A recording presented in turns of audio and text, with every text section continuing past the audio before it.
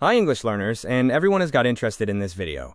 So you guys learn English, know how to read and ride. But when it comes to speaking, that's where you stuck your not confidence, you can't find the right words, although you know them, but you just can't remember them at the time, and you shy of your accent, that's because you're lacking of practice. Speaking practice. Yeah, of course. In order to become a good speaker, you have to speak. And it would have been great if it was with a native speaker. But I know one great exercise that will definitely help you to become more confident, to become more or less fluent, and to reduce your accent if you're going to do it on a regular basis, of course. So it's called shadowing technique. It's when you're repeating some text after some person, for example, some native speaker. So to be honest, I don't like all those apps, all those audio record INGs when you have to sit and listen. Someone says something and then they're repeating more slowly. Well, I find it boring, and I think that learning process has to be fun and interesting, and I like to combine business with pleasure. So here's what I do.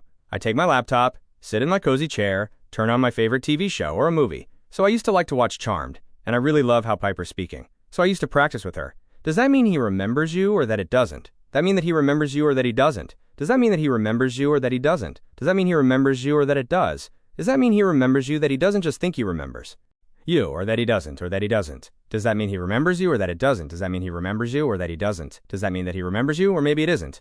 I recommend to pick a character, a person whose pronunciation you like, whose accent you like to listen to.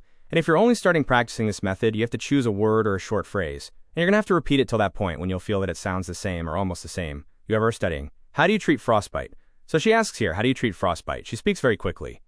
So I chose the word frostbite, breastbite, press, / spider. Breastfight, you are studying. How do you treat frostbite? Words like that is kind of difficult for me, like freshly, freely, ratified, respite, respite, respite. And everybody else turns you down. My short phrase is turns you down, turns you down, turns you down, turns you down. Or you can repeat the whole sentence and everybody else turns you down, and everybody else turns you down, and everybody else turns you down. If you already tried to repeat words or short phrases, then you have to choose a sentence, and you're going to have to repeat it till that point when it's going to sound exactly the same speed, intonation, and accent. Anyway, okay, now promise you won't like freak out and say how great this is until I'm done. Okay, promise you won't. But freak out and say how great this is until I'm done. Promise that you won't like freak out and say how great this is until I'm done. Promise that you won't like freak out and say how great it is until I'm done. It can take a while. Don't get upset. Don't hurry. It's all about learning with pleasure. It's all about practice. Eventually you will get better and then perfect. Just don't give up. And remember, practice makes perfect. So people, if you like this video, please press the subscribe button, give me some thumbs up, and see you in my next videos. Thank you for watching. Bye.